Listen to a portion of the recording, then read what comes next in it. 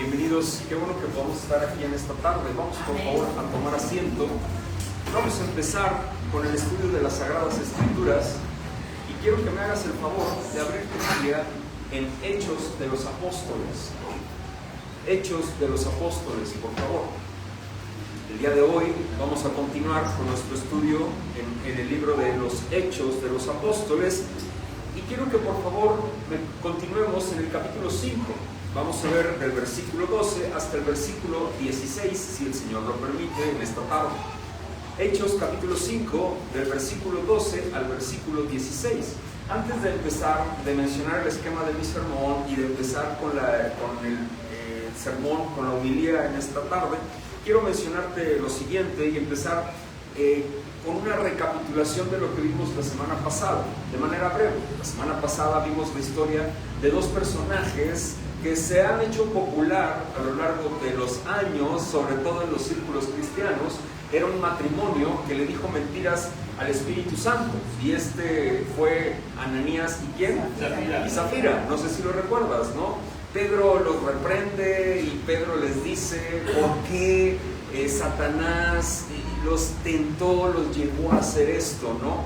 En fin, caen muertos los dos y en este entorno nos encontramos. La semana pasada estudiábamos este texto y veíamos que Dios, dentro de su iglesia, incluso Dios sigue siendo el mismo y es fuerte, Él es firme con el pecado, mis hermanos, y lo sigue siendo el día de hoy. Ciertamente vivimos bajo la gracia, pero la gracia no se debe de confundir como libertinaje dentro del pueblo de Dios, porque la gracia no tiene absolutamente nada que ver con el libertinaje.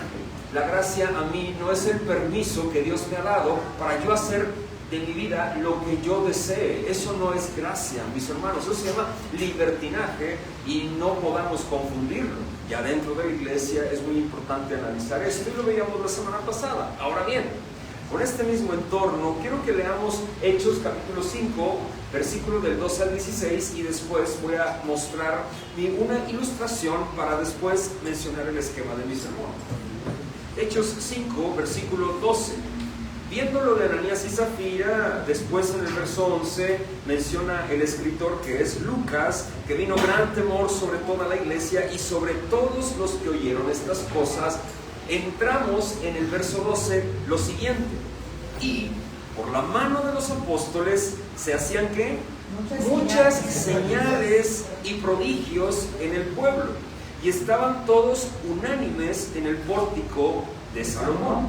Versículo 13: de los demás ninguno se atrevía a juntarse con ellos, mas el pueblo los alababa grandemente, y los que creían en el Señor aumentaban más, dice, gran número así de hombres como de mujeres. Versículo 15: tanto que sacaban los enfermos a las calles y los ponían en camas y, dice, lechos, para que al pasar Pedro, a lo menos, ¿qué dice? Su sombra cayese sobre alguno de ellos. Pregunta: ¿el texto dice que la sombra de Pedro sanaba? ¿Verdad que no dice eso? No. Qué impresionante lo que vamos a ver hoy. Vamos a ver un poquito de esto, aunque no es la base, no es el núcleo, pero quiero mencionar esto porque después han suscitado algunas doctrinas falsas que mencionan es que la sombra de Pedro sanaba, pero aquí no dice, ni siquiera está implícito, y vamos a ver la profundidad de esto porque tiene mucho que ver con lo que está pasando desde la introducción en el versículo 12. Checa lo que dice el versículo 16: y aún de las ciudades vecinas muchos venían a Jerusalén trayendo enfermos y atormentados de espíritus inmundos, y todos eran sanados. Vamos a ver esto, el texto es el día de hoy, es mi base. Quiero empezar con mi ilustración, como lo mencioné al inicio de mi sermón el día de hoy. ¿Quién ha visto un huevo alguna vez? De los que estamos aquí, un huevo. Un blanquillo. Algunas personas dicen blanquillos, otros huevos, ¿no? Puede ser huevo orgánico, huevo de granja, huevo blanco, huevo amarillo o huevo de codorniz, cualquier especie de huevos. Te quiero preguntar algo. Todos los que estamos aquí hemos tenido una proximidad con un huevo, ¿a poco no? O con un blanquillo. Pregunta, si ¿se te ha caído alguna vez un huevo? Sí. ¿Qué pasa? Estrella. Se rompe, ¿no? Por lo general, dependiendo cómo caiga. A veces se cae y ¿qué pasa? Se rompe. ¿Se salvará algo de ese huevo roto? No, has recogido ahí decir, bueno, pues le perdió la clara ahí, ¿verdad que no? O la yema. No sirve, el huevo no sirve. Yo quiero llegar a esto. Has tomado un huevo por sus extremos superiores y lo has oprimido. ¿Te fijas que tiene más fuerza? O sea, mayor resistencia por la forma que tiene. Pero quiero llegar al punto. El huevo en sí mismo es frágil. ¿Verdad que sí? De hecho, cuando los acomodamos en el refrigerador, lo hacemos con cuidado, o cuando los sacamos, los hacemos con cuidado para que no se nos vaya a caer y se vaya a romper. El tema del día de hoy vamos a verlo y se llama fragilidad, o la fragilidad ¿de qué? No de los huevos, sino ¿de qué? Del corazón. Del corazón. Esto es muy importante y muy interesante. ¿Por qué? Nuestro corazón es frágil. No estoy diciendo que sea como un blanquillo, pero sí estoy diciendo que es muy frágil, tan frágil que es capaz de trozarse poquito. Cuando tú escuchas de fragilidad del corazón, siempre se te viene a la mente que es un corazón sensible. ¿A poco no? Y cuando tú escuchas esa frase de sensibilidad de corazón, ¿qué se te viene a la mente? Y dices, ay, bueno, pues es muy sensible ese corazón. ¿Qué te imaginas que es? ¿Qué se te viene a la mente? Es que el hermano Alejandro tiene un corazón muy sensible. ¿Qué pensarías de mí? ¿Que soy qué? Muy sensible, ¿pero qué? ¿Muy melancólico? Sí, o sea, muy débil, muy melancólico, muy sentido, como dicen por ahí, ¿verdad? Bueno, ok, quiero mencionar esto. Sí es verdad que la fragilidad tiene que ver con eso, pero también la fragilidad del corazón tiene que ver muchísimo con el pecado. Demasiado. Y vas a decir, ¿pero qué tiene que ver con eso? ¡Claro! Somos muy propensos a cometer pecado por la fragilidad de nuestro corazón. Cuando la Biblia habla de corazón, habla de interior, ser interior. Habla no del músculo en sí mismo, habla de nuestro ser interior. Y esto es importante porque nosotros somos frágiles. Y tomo una frase de Juan Calvino que él decía que nuestro corazón es una fábrica de ídolos. ¿Qué significa esto? Que nosotros somos propensos a fabricar ídolos, y eso tiene mucho que ver con la fragilidad de nuestro corazón. ¿Sí queda claro esto? Somos frágiles por naturaleza, por nuestra naturaleza pecaminosa, tendemos a idolatrar a los hijos, tendemos a idolatrar al trabajo, al dinero, tendemos a trabajar sueños, esperanzas, tendemos a trabajar relaciones, personas, etcétera, etcétera, etcétera. Y me vas a decir, pero lo que acabo de leer, ¿qué tiene que ver con fragilidad? Mucho, hermano y hermana. El día de hoy me dispongo, y lo hago con mucho temor y temblor, dirigiéndome en esta tarde a esto que vamos a leer. Cuando tú lees este texto, siempre se te viene a la mente y nos enfocamos sí o no. ¿En qué? En que los apóstoles hacían ¿qué? Señales y ¿qué? Y prodigios. En pocas palabras, milagros. ¿Sí o no? La centralidad del texto, familia, es otra. Y es impresionante porque tiene dos directrices que el día de hoy me dispongo a exponer delante de ustedes para que podamos ver que nuestro corazón es altamente frágil, y por esa fragilidad que nuestro corazón tiene en disposición, necesitamos a Cristo. Mucho de Él, muchísimo. Mira, ¿te ha pasado algo últimamente que ha movido tu corazón por dentro? ¿Verdad que ahí se expone lo frágil que eres, por más fuerte que tú te creas? Hoy vamos a ver este tema. Qué interesante, porque el único que fue un varón experimentado en quebranto, ¿sabes quién fue? Jesucristo. Y lo dice la palabra. Si él fue un varón experimentado en quebranto, ¿a quién vamos a acudir para que nos fortalezca? A él. Vamos a ver por favor el texto, y el esquema de mi sermón es el siguiente. Número 1, la iglesia está aprendiendo. Número 2, los milagros, del versículo 12 al versículo 16. Vamos a ver esto, mis hermanos y hermanas, porque yo quiero mencionar, y entro de esta manera en el sermón con el primer punto. La iglesia está aprendiendo, hablando un poquito del contexto que se está dando en este punto de la congregación. Voy a mencionar un poquito de historia de donde hasta llegar a donde nos encontramos. ¿Recuerdas? Jesús les dio una encomienda y les dijo, Hechos capítulo 1, dice, esperen la promesa. Yo les prometí que vendría ¿quién? El Espíritu Santo. ¿Te acuerdas? Y cuando venga sobre ustedes, tiene un propósito. El que viniera el Espíritu Santo tenía un propósito. ¿Cuál era? Que me fueran ¿qué? Testigos. ¿En dónde?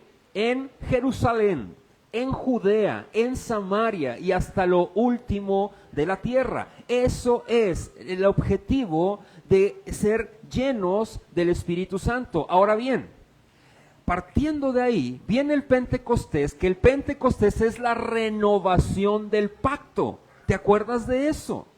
Viene, se levanta Pedro, predica, se convierten como 3,000 personas, hombres sin contar a mujeres y niños, y empieza a predicar y se empieza a levantar un movimiento que hoy conocemos como la iglesia. Ahora bien, hasta ahí vamos bien. Bueno, son cuestionados Pedro y Juan por la sanidad de un cojo que lo ponían en la puerta llamada La Hermosa. ¿Te acuerdas de ello? Y es cuestionado Pedro y Juan y luego los dejan en libertad. Oran con la iglesia y les dicen, por favor, Señor, danos de nuevo para seguir haciendo lo que tú nos has encomendado. Y el objetivo siempre ha sido predicar a Cristo, predicar lo que ellos han aprendido. Después viene este acontecimiento ya dentro de la iglesia. Estamos hablando de eclesiología, así se le denomina el término, cuando tiene que ver con cuestiones de la iglesia, cuestiones eclesiásticas. Ahora, viene este punto en donde Dios ejerce disciplina dentro de su congregación. Esto es muy importante. Y ejerce disciplina como con Ananías y Zafira, mostrando algo, directrices para el gobierno de su iglesia.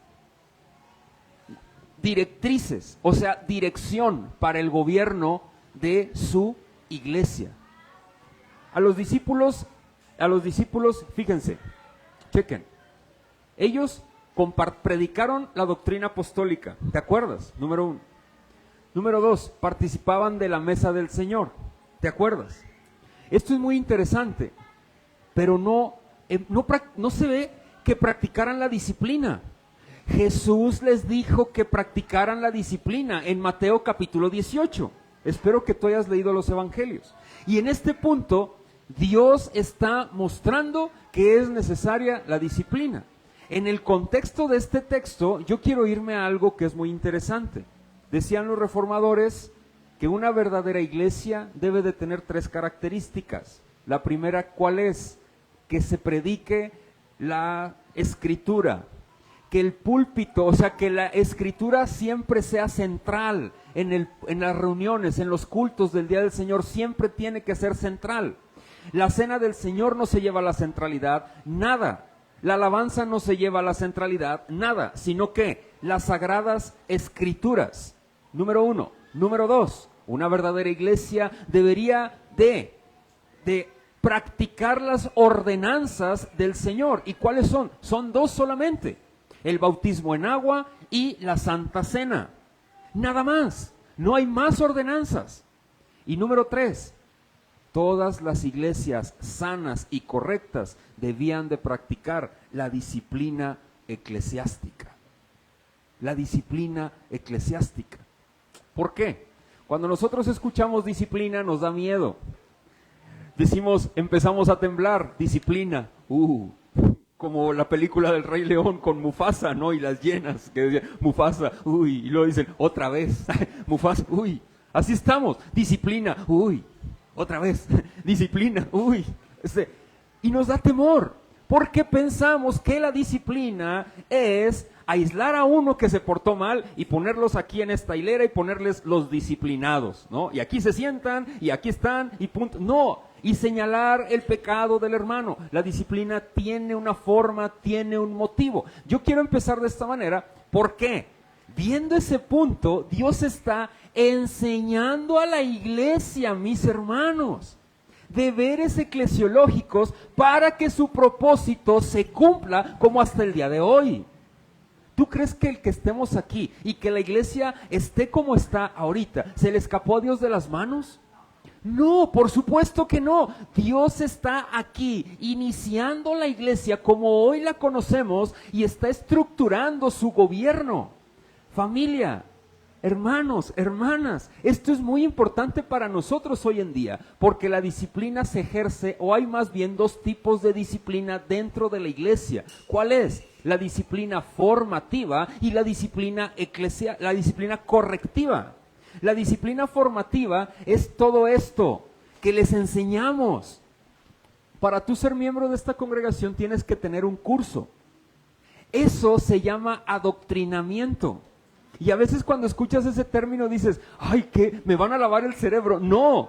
Doctrina, ¿qué significa? Enseñarte a ti lo que es la verdad, familia. Enseñarte a ti lo que significa ser cristiano. Miren, no es con el afán de ofender a nadie, pero hay muchas personas que han llegado a la congregación, a este grupo local, a esta iglesia local, y no conocen el evangelio, no conocían el evangelio. ¿Tú sabes cuál es el único poder de Dios para la salvación? El evangelio. Hay personas que llegan aquí y no conocen el evangelio. El evangelio, dice Pablo, que es el único poder de Dios, ¿para qué? Para la salvación. A todo aquel que cree, al judío primeramente y después al griego. Lo dice en Romanos capítulo 1. ¿Cómo puedes decir que tienes muchos años de ser cristiano si no conoces el evangelio? Entonces, ¿qué tipo de cristianismo es? Imagínate, los apóstoles en Hechos de los Apóstoles, ¿sabes qué predicaban? El evangelio. Si tú ves el sermón y estructuras bien y desarrollas y analizas el sermón de Pedro, los sermones de Pablo, hablaban del evangelio, mis hermanos, que Cristo vino a morir por los suyos, que estuvo en la tumba y que resucitó al tercer día conforme a las Escrituras, para darnos redención. Justicia somos de Dios en Cristo por los méritos de Él y no por los nuestros. Y gloria a Dios por eso. ¿Qué significa esto, familia? La justificación es hermosa. Es hermosa, es fascinante el que Dios te llame su hijo. Yo hago este paréntesis dentro de mi sermón. Yo no sé, decía un profesor en el seminario, la justificación es hermosa, pero voy a hablar de un tema la próxima semana que a mí se me hace un tema que enternece tanto mi corazón y es tan sublime, que es la adopción. ¿Sabes qué significa? El ser yo llamado hijo de Dios es fascinante.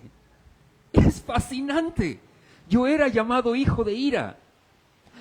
Era un hijo del diablo. Y por los méritos de Cristo, ahora soy llamado hijo de Dios. ¡Wow! ¿Hijo de quién? De Dios.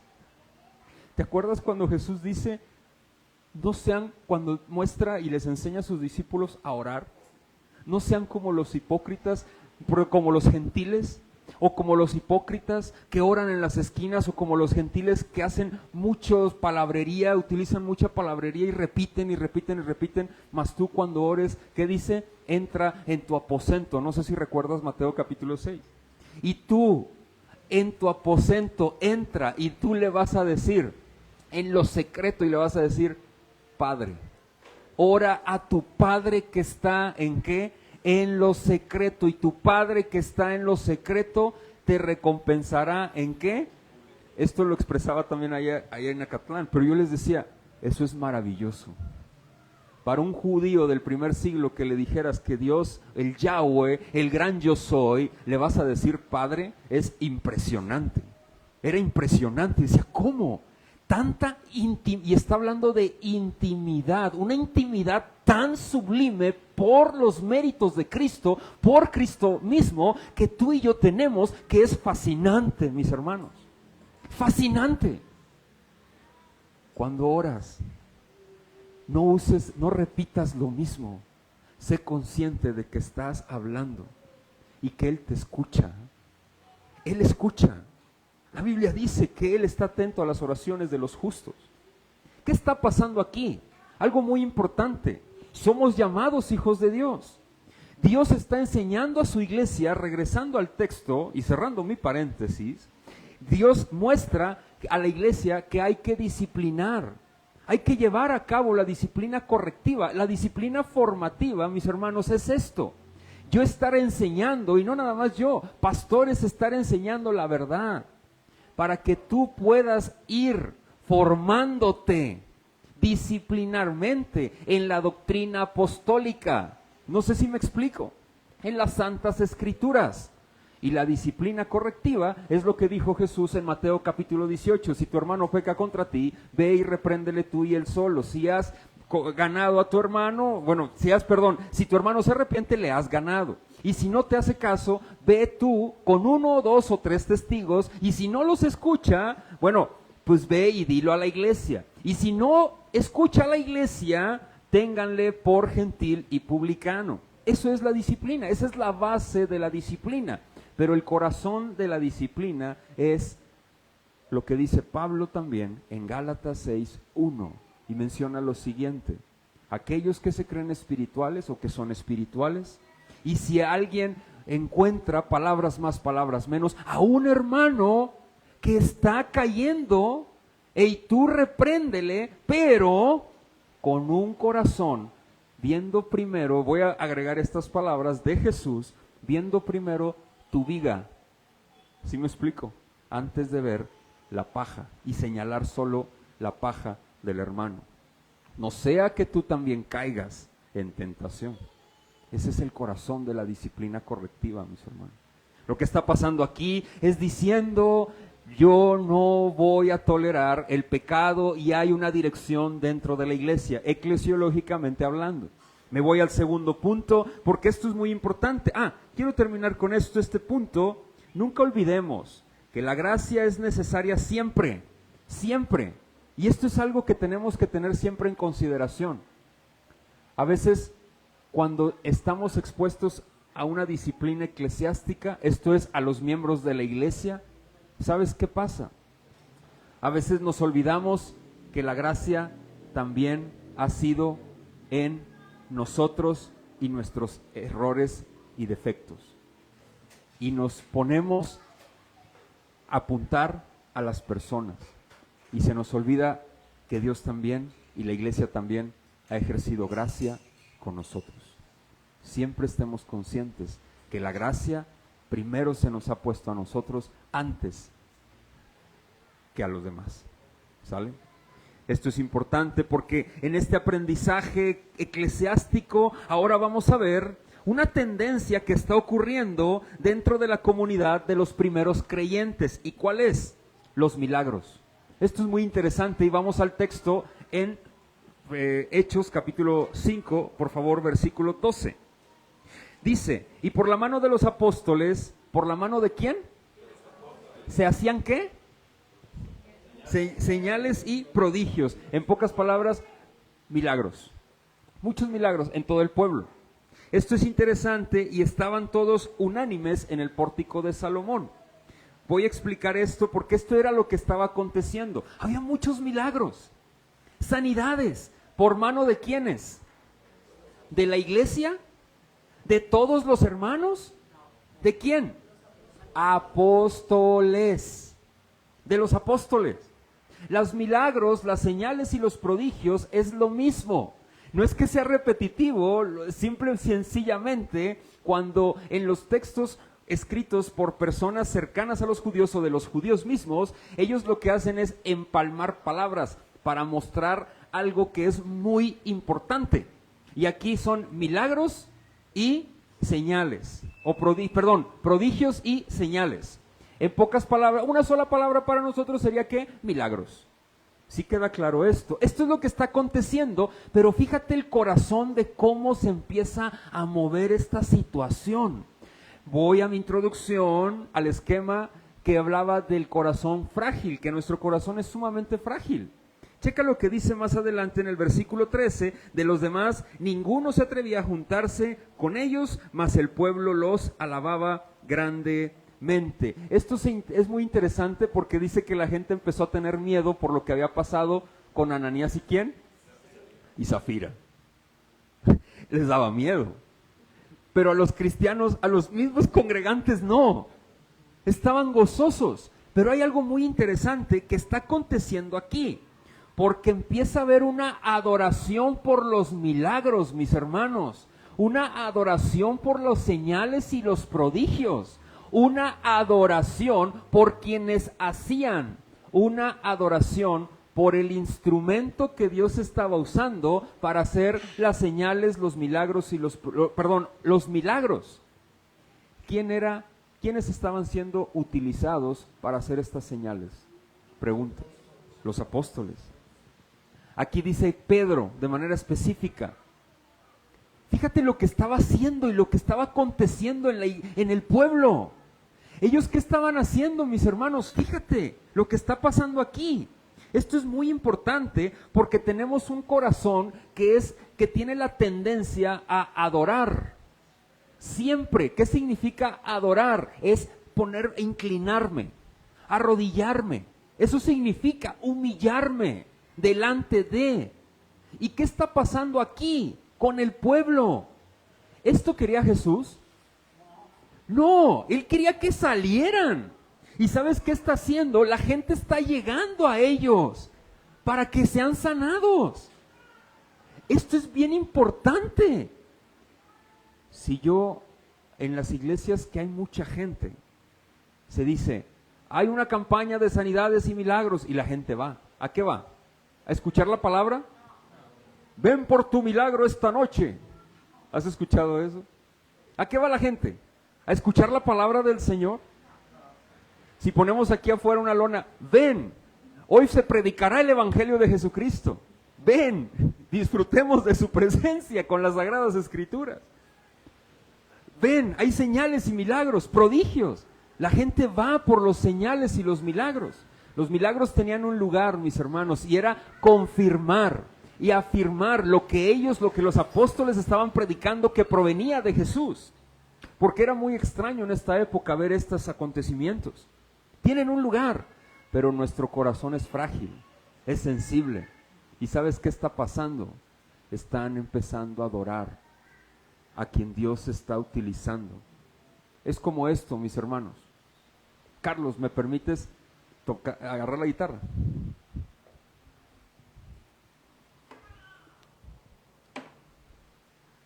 He puesto este ejemplo en varias ocasiones.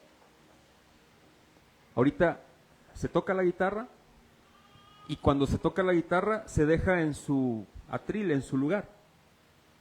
Y le decimos a la guitarra, te acercas y una canción hermosa y todo, escuchas y te acercas a la guitarra y le dices, guitarra, qué padre sonaste.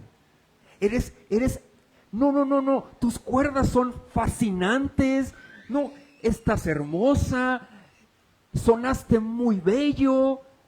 ¿Hacemos eso? ¿Qué parecería hacer esto? Que yo me acerque y le diga, guitarra, quiero hablar contigo, ponme atención, guitarra, Takamine. O sea, hasta le digo por su nombre, por su marca, ¿no? Eres fascinante. Esto está pasando aquí. ¿Quién era quien hacía los señales y los milagros? ¿Quién hacía? Los apóstoles. Pero ¿quién era quien les da el poder? Dios. Dios. Mis hermanos, y aquí vemos también cómo los apóstoles están aprendiendo. También, y aunque ellos dicen, mis hermanos, no nos adoren a nosotros, y después lo dicen y lo recalcan, el corazón es frágil. Voy a dejar la guitarra acá. El corazón es frágil. Y tal vez en las iglesias reformadas o en las iglesias de sana doctrina no se idolatra a las personas que hacen milagros, pero sí al que predica. ¡Oh, qué hermosa predicación! ¡Qué fascinante, hermano! ¡Hermoso! Tu exégesis fue fascinante. Hablas muy bien. Hermano, somos instrumentos en las manos del Dios, el mismo Dios de Hechos de los Apóstoles. Nosotros no somos absolutamente nada, nada, si no fuera por Él, de verdad. El Espíritu Santo es el que hace, el que obra, el que opera, y en donde nosotros tenemos que fijar nuestra mirada es en el Rey de Reyes y el Señor de Señores. Ahora, esto está aconteciendo aquí, y ¿sabes qué? A Dios no se le está escapando de las manos, absolutamente no. Dios lo está permitiendo en su soberanía. ¿Sabes por qué? Porque a través de esto va a causar envidia, egoísmo a los líderes religiosos más adelante. ¿Y sabes para qué? Para mandar persecución. Va a cansar a los líderes y va a mandar una persecución judía. ¿Sabes por qué? Porque Jesús les dijo: y me seréis testigos en Jerusalén. ¿En dónde? En Judea, en Samaria y hasta lo último de la tierra. Y los apóstoles empezaron a recibir a la gente y empezaron a sentirse a gusto. Que vengan a nosotros. No, Jesús dice: yo no pedí eso. Y eso es lo que hizo el pueblo de Israel en la antigüedad. Dijo que vengan a ver a nuestro Rey, a nuestro Señor, a nuestro Dios. Y dice Dios: no, es para todas las naciones. Mi mensaje es para toda tribu, lengua y nación. Yo quiero que vayan y prediquen. Y Dios soberanamente orquesta absolutamente todo, hasta esto. ¿Para qué? Para mandar persecución. Y gracias a la persecución, mis hermanos, gracias a la persecución, muchos salieron. Muchos salieron. ¿Y sabes qué hicieron? ¿Tú qué crees que hicieron? ¿Se escondieron? No, empezaron ¿a qué? A predicar de Cristo. ¡Wow! ¿Y qué pasó? La palabra que Jesús mandó y dijo, eso se empezó a hacer.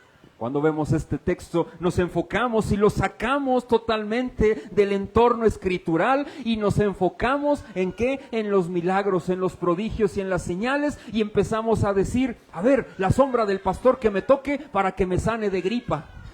Traigo un dolor de cabeza, a ver, hermano, ore por mí porque usted tiene la unción del Santo. ¿Sabes qué dice la Biblia? Que todos los cristianos, todos los que hemos nacido de nuevo, tenemos la unción del Santo de Israel. Todos.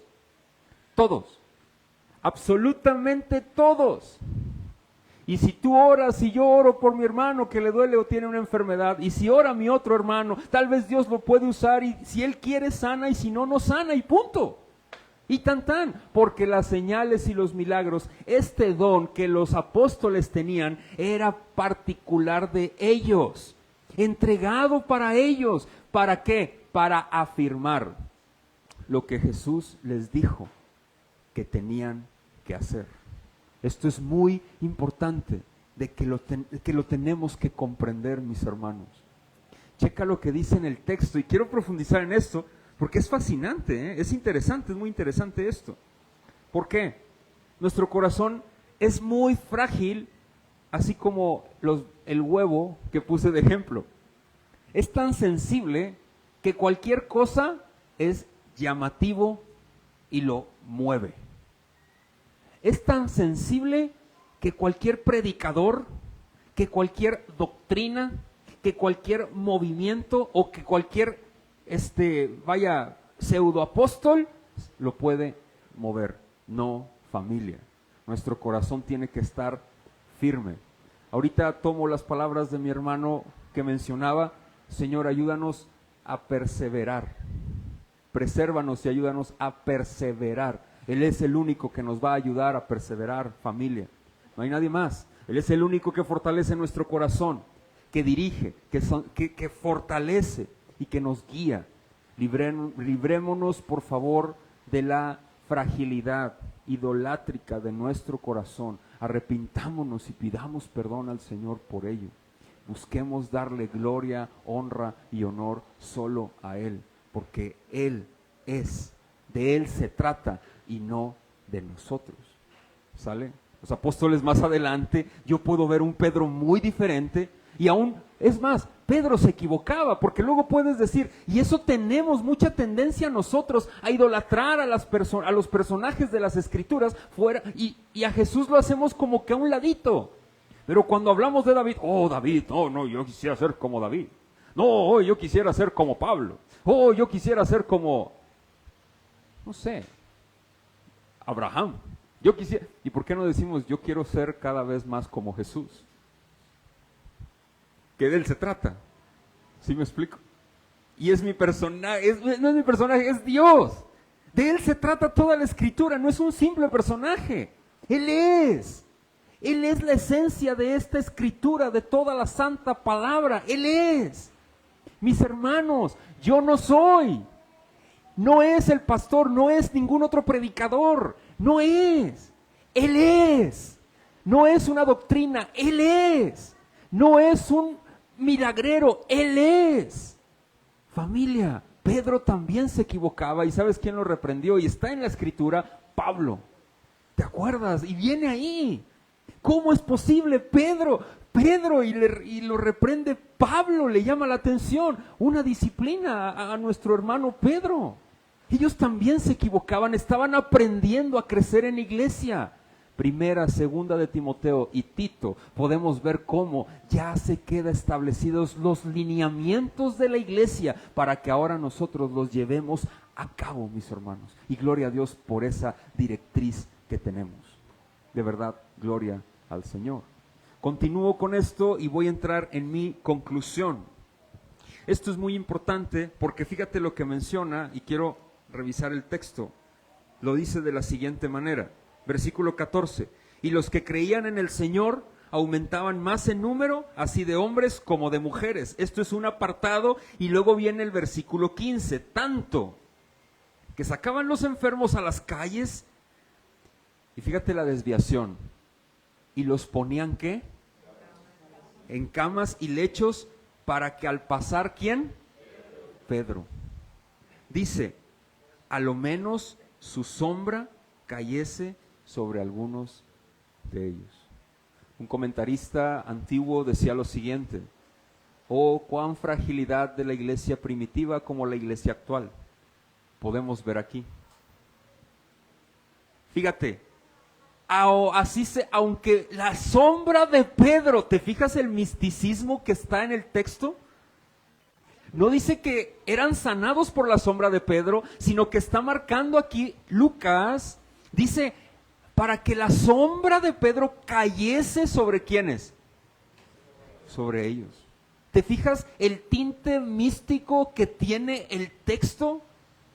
Mis hermanos, ese tinte, muchos todavía lo vienen arrastrando.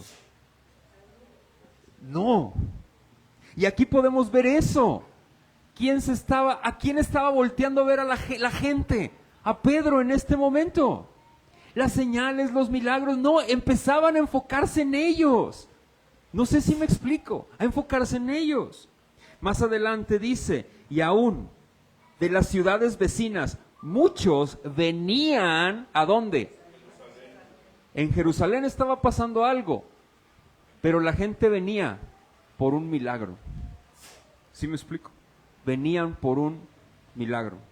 Dice, trayendo enfermos y atormentados de espíritus inmundos, y todos eran sanados. Y me puedes decir, pero ahí está, mira, ¿eran sanados? Sí, claro. ¿Por qué? Porque Dios les había dado a los apóstoles la autoridad ¿de qué? De sanar, de hacerlo. Y ellos lo estaban haciendo. Eso era un don apostólico particular. ¿Sí te fijas? Y Dios iba a cumplir su palabra. No dependía de la fe de ellos, dependía del don de Dios en ellos, operando. Mis hermanos, esto es muy importante. ¿Por qué? Porque desviar nuestra mirada del propósito divino es algo mortal. Es algo que tenemos que tener cuidado. El propósito divino, mis hermanos, no somos los que entregamos la Escritura. El propósito divino no es una iglesia local. Y quiero entrar en este término y quiero entrar en mi conclusión de mi sermón el día de hoy. Familia, somos tan frágiles en nuestro corazón. Y regreso a mi introducción. ¿Por qué? La confianza del pueblo aquí se está desviando. ¿Hacia quién? Hacia hombres comunes y corrientes, que eran los 12 apóstoles. Y están poniendo su mirada ¿en quiénes? En ellos. La gente empieza a desviar su mirada. Y Dios va a decir, mi propósito no quiero eso y no es eso. Mis hermanos y hermanas, nuestro corazón es frágil, tan frágil que tenemos la tendencia a fijar nuestra mirada en los instrumentos que Dios utiliza para su gloria. Mis hermanos, los puritanos no fueron Jesús. Los reformadores no fueron Jesús. Y aunque los puritanos, su doctrina, y aunque la doctrina reformada es muy sana y nos apunta al Evangelio, no idolatremos a esos reformadores ni a esos personajes, mis hermanos, no. Ni a los puritanos, no. Ni a una iglesia, no. Ni los apóstoles, no. Porque esto se trata ¿de quién? De Jesucristo, de su pacto, de Él, no de nosotros. Hermanos, no se trata de mí, no se trata de una iglesia local. Nuestro corazón es tan frágil que siempre nos guía, siempre por caminos egoístas. ¿Por qué? Me voy en donde me siento cómodo. Estoy en donde yo quiero y yo deseo. Siempre son caminos egoístas. Estoy enfocado en mí, en mí, en mí. ¿Sabes qué vamos a hacer por la eternidad? ¿Sabes qué vamos a hacer por la eternidad? Adorarle a Él. Él es el que se va a llevar la preeminencia en todo. ¿Sí me explico? Eso es. Él es el que Él va a ser, ya no va a haber sol. Él va a estar, Él va a iluminar todo. Él es todo, Él es el todo. Mis hermanos, de nada te va a servir las desviaciones que tienes ahorita. Él es el todo. Familia, Él es el todo. Empecemos a solicitar al Señor en oración, ayúdame a que tú seas el todo en mi vida. No significa, no estoy diciendo abandona tu trabajo y deja todo, no. Estoy diciendo que tu corazón deje de tener esas inclinaciones. Eso hay que orarlo y hay que llevarlo a los pies de tu papá, de tu padre, de mi padre. Puede ser las riquezas, puede ser el dinero, puede ser un trabajo, pueden ser los hijos, el matrimonio, lo que gustes y mandes, un pecado, lo que sea. Deja eso. Puede ser tu salud, mis hermanos. Y si Dios no quiere que sanes, Él sigue siendo Dios. Y Él se sigue llevando la gloria. Amén. Claro.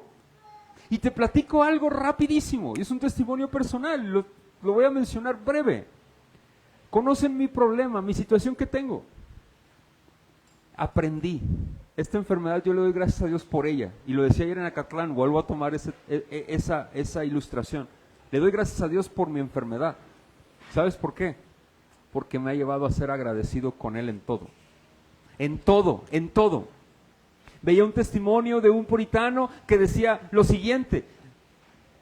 Una biografía que redacta una persona que iba de cerca con ese hombre. Un hombre común y corriente como nosotros. Iban por el campo caminando y dice, y me impresionaba porque íbamos caminando y volteé y veía el paisaje y decía, wow, qué hermoso paisaje. ¿No lo ves? Dice, sí, es hermoso. ¿Te parece si damos gracias al Señor por esto? ¿Cómo? Sí, y era una oración tan breve, gracias Señor por esto tan hermoso que nos has dado. Wow, y cada cosa que veía o cada cosa que le sorprendía, este hombre le daba gracias a Dios y dedicaba unos cuantos segundos a orar y me invitaba y aprendí la gratitud. ¿Sabes? Lo vuelvo a decir, todos los días cuando abro mis ojos le digo al Señor gracias porque me permites ver hoy. Gracias, porque si a Él le place, se va. La vista, así, pum, se acabó. Y tan. y Él sigue estando en el trono, y Él se sigue llevando la gloria, y a Él solo sea la gloria, mis hermanos. A Él sea solo la gloria. ¿Dolerá? Claro, pero el enfoque no está en el milagro, no está en mi egoísmo, no. ¿Tú crees que no me gustaría ser sano? Claro que sí, pero mi enfoque siempre tiene que estar en Él, porque Él me da descanso. Él me da descanso. Oremos, ayúdanos a enfrentar las circunstancias difíciles. Oramos que el Señor nos sane. Está bien, pero ¿por qué no oras? Señor, ayúdame a enfrentar la enfermedad de la mejor manera posible. Ayúdame a enfrentar la situación complicada, mi Dios, por favor, lo necesito. Necesito de tus fuerzas. Solo no puedo. Con las mías no puedo. Estoy desgastado. Ayúdame. La gloria de Dios, mis hermanos, hasta cierto punto es muy importante. No hasta cierto punto, más bien es muy importante para nosotros. ¿Por qué? Ese es el fin de todo el ser humano, su gloria.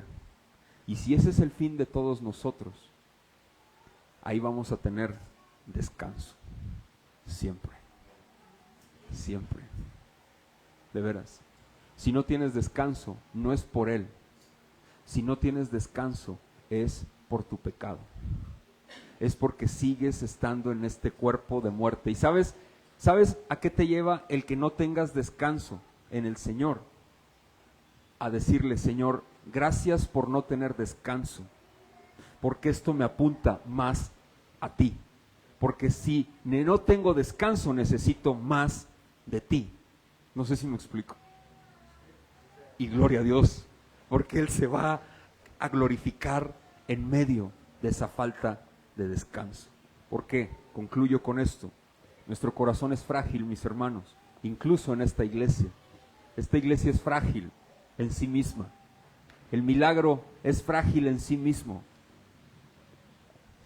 Mis hermanos, porque no somos nada sin Él, porque por Él somos, en Él estamos, a Él nos debemos y en Él nos movemos. Y concluimos, a Él sea solo la gloria. La iglesia primitiva está aprendiendo, nosotros también aprendimos y estamos aprendiendo y seguimos aprendiendo. ¿De quiénes? De ellos.